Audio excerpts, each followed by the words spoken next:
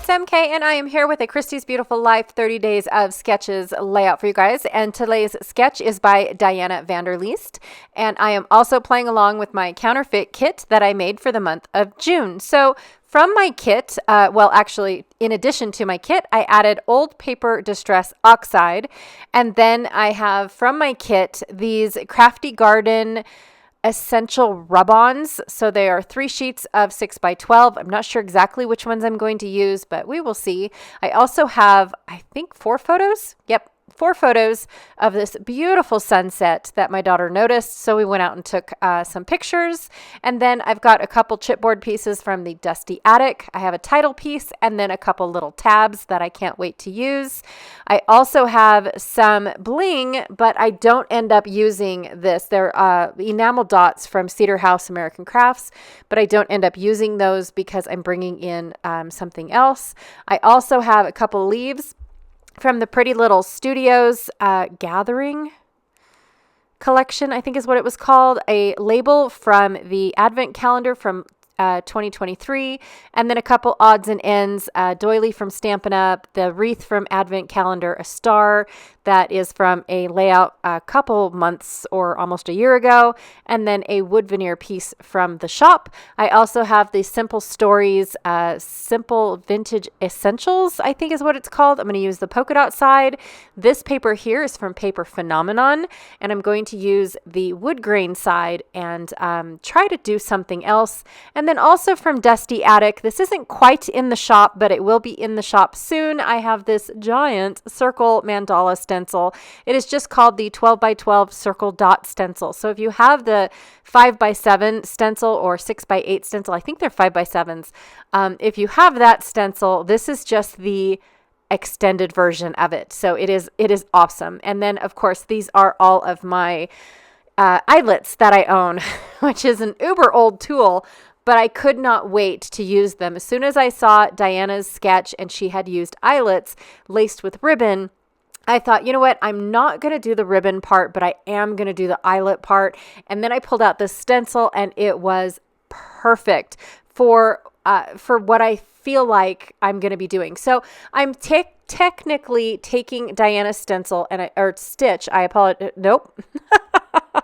Sketch, and I'm going to turn it on its side. So instead of it, the fan going up, I'm having my circle going sideways because then I'm going to stretch it to be a 12x12 or a double page layout. Sorry, and now I don't know my dimensions either.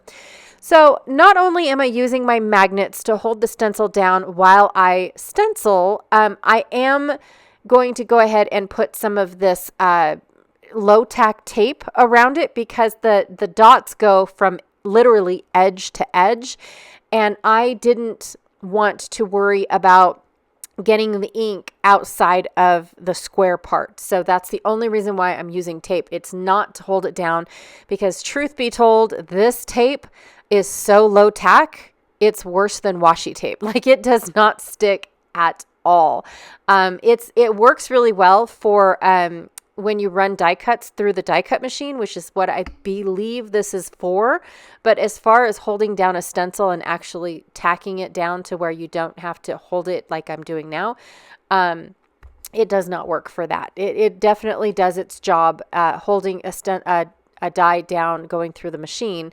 But other than that, I would not recommend this for anything else but holding the dies down, which I think is what its purpose was for to begin with.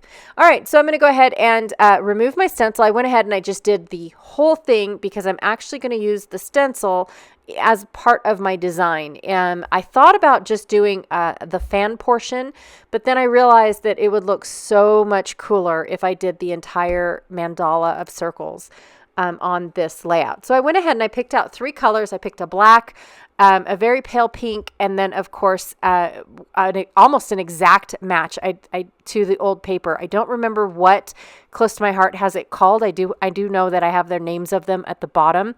I labeled all of them because when I used to work for Close to My Heart, I used to call out their product and where you could get it and whatnot. They haven't had these eyelets for many, many moons. I think back in 2010, 2011 is when they stopped making these or producing and offering these eyelets. So I know that they are named on at the back, but I think that would be a mute point at this point in history. So, but I'm impressed at how much these yellowish ones match the old paper Distress Oxide beautifully. So here I am just trying to set out a couple and see which colors do I like. Do I like the black in the middle between the two smaller colors because the black is a larger eyelet? Do I like the yellow, pink, and then black, the pink, yellow, black? I mean, I'm trying to figure out which ones. And then I counted out how many I would potentially need, not taking into consideration the photo mats and the other papers that I planned on putting on the page. So in all essence, I counted out with just the photos how many I needed. So I will definitely be putting a few of these back. I don't need all of them by the time everything is said and done. So now I'm just going to cut out the photo mats, and I'm using the black polka dot to mat my photos because I wanted the photos to kind of pop off the page, especially with that gorgeous background. I did leave the white border from the original printed photo, so it does have that extra white border around it. I am starting to love the white border, you guys. Do you know how much paper I am saving not having to mat my photos? And then I don't have to pick a color to mat my photos either. So I don't know why I did not catch onto this bandwagon for years. I have been matting my photos because, for one, that's how I started off scrapbooking.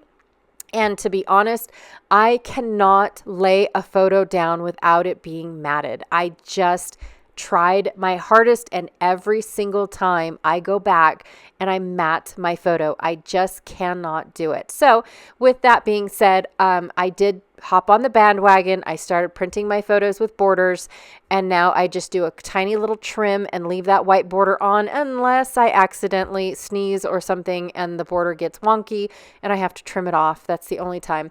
It's not an exact science because I haven't figured out the exact measurements on each side, because sometimes my printer prints a little more to the right than it does to the left, and then so on and so forth, the top and bottom as well. So yeah, it's not an exact science, but I try to eyeball it. I love it so far. I just barely started doing this. I think last month or the month before, printing my photos with the borders, and I'm loving it, you guys. I also just barely started. I want to say it started last year, printing 3x4s. I used to only print 4x6 only. And I believe sometime last year I started printing 3x4s and putting smaller pictures on my page of either up close people or things like this sunset I can see. I really probably didn't need all three of these photos, and that's why I printed them smaller. But I just loved the colors of these clouds. It was just fabulous. Okay, so I took that wood grain paper and I trimmed it all up, which was my intention in the first. As soon as I saw that paper and I put it in this kit, I knew I was going to cut it up. I knew it was not going to be used in its entirety. But I did leave the larger panel all put together because I'm not quite sure yet what I'm going to do. But then I thought, okay, let me sit on that for a little bit, and then I will go and pull out all of the rub-ons that I think I will add to this particular layout. Not sure exactly what I'm doing with the rub-ons just yet either.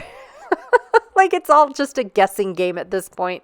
I have no idea what I'm going to be doing. But every time that I do cut apart the strips of wood grain like this, I do distress the edges.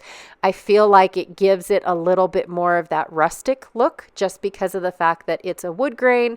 It's supposed to have the rough edge unless it's sanded, but I feel like it also helps if you had to cut it a little wonky because of how it was printed and that gap, right? So this also helps with the wonky cuts and whatnot. It just gives it that I'm meant to be not perfect, right? Every excuse, you guys, that I have, I distress my edges. Any excuse. If you think your fussy cutting looks terrible, distress the edges. If you think that your trimmer's crooked, distress your edges.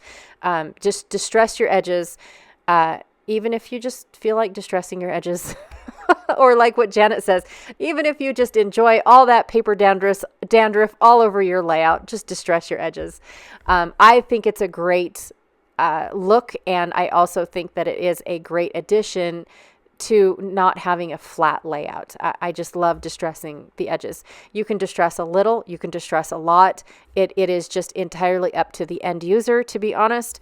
But I personally I love the look of it, and I love how little effort I have to do to add more dimension to the layout, because the distressing already did that for me. I already feel like I've added foam already. I already feel like I've added, wood veneer. I mean, all the things. There's just, it's the perfect depth of dimension that I'm personally looking for.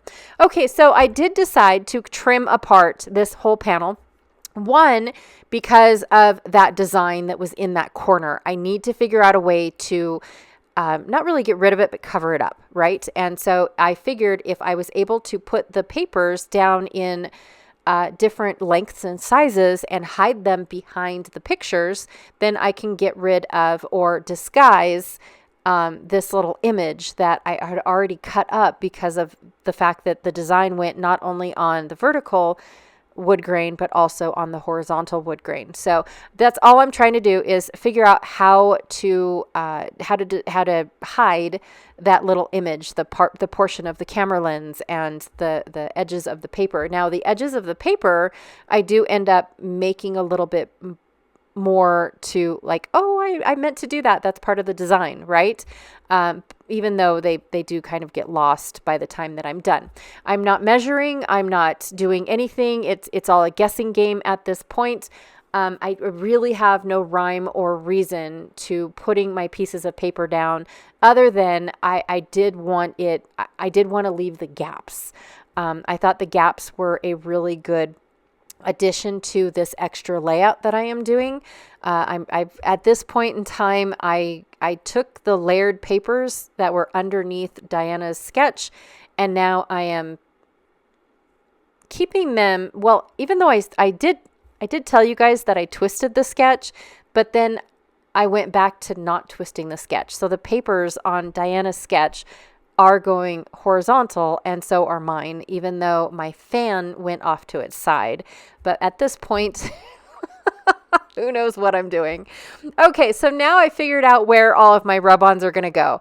I have to tell you guys, I did not plan anywhere for these rub-ons. I didn't measure how wide any of these strips needed to be, but they were perfect. Like, this captured moments fits perfectly in between these two pieces of wood grain.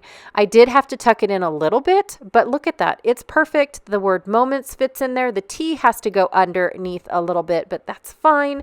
The little today definition fits in between the pink and the off-white wood grain that I have right there. I mean, perfectly. Look at that. I did not have to do anything. And truth be told, I had no clue that this is what I was going to do with the rub-ons. None whatsoever. So, ta-da! It's a happy surprise even for me.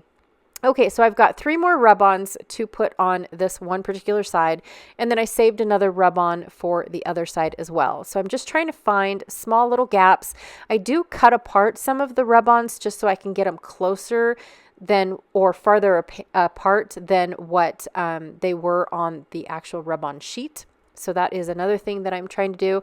And then, of course, like I said before, is I don't want anything that's underneath. I don't want it to be hidden. I want to be able to use it elsewhere and extend my rub-ons a little bit farther. So that is another thing that I was also doing. All right, so I'm going to go ahead and put the title down. Now, I knew the title was going to be way too long for me to have it going straight across one whole page. So I'm going to put it in paragraph style, I guess. So it's going to have 2 paragraphs side by side, and it says collect moments, not things. And I've always loved that saying, you guys, because it is so true. I would rather collect and save millions of dollars on photos than I would having souvenirs. In all honesty, that is just my thing of it. I'd rather have a terabyte or 50 terabytes of data space for my pictures than I would a wall for objects, right? That's just the way that I've always been. My mom is the same exact way, and I think maybe I got that from her. I'm not really sure, but that's how she's always been too. Is she'd just rather take a million photos, even back when you had to pay per photo, and you only got 35 on a roll. She'd rather do that than bring back souvenirs from a place. We do bring back souvenirs. There are a little bit that we bring back, but truth be told, that's just how we've always been. And then when I got into scrapbooking, it's like, wow, this is really all I need. And now I've got, all my kids and all my husbands. No, I only have one, but my husband, everything, is like, is this okay for your scrapbook? Is this okay for your scrapbook? I took this for your scrapbook. And I love it. I fall in love with it every time I hear them say it, or even send me a picture, because I know they're thinking of that aspect. And I love it. I'd rather that than a whole bunch of stuff. Like my daughter's trip from DC, she came back. I got a Metro card. I'm so excited. But then I also got over 400 pictures. So I would rather take the pictures than the product, right? So here I am going through where I decided I want each of my designs. So I've got the off-white on the outside, the pink in the middle, and the pink and the off-white take one type of hole punch. So that's what I'm doing with this one. And then my hole punches change sizes, and they screw on and off. And so I'm going to go ahead and just do a few of these eyelets on camera, because how boring is that? I'm shocked that I'm really shocked that the camera is not shaking. I'm super impressed with that, but my camera is also mounted on a different table. It's not mounted on my work surface. One of the eyelets did end up getting messed up. I don't know how. It must have been a bunk eyelet.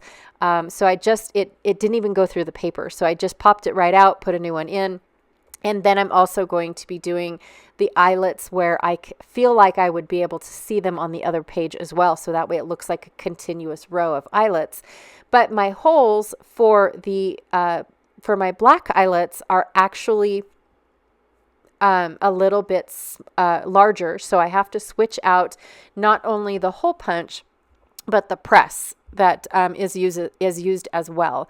And so I'm just going to go ahead and do that really quickly. You guys, this set right here is from Memory Makers, or We Are Memory Makers. No, Making Memories. That's what the handle of the of the hammer says. It's from We Are Making Memories from a million years ago. I've had this set, oh my gosh, late 90s, you guys.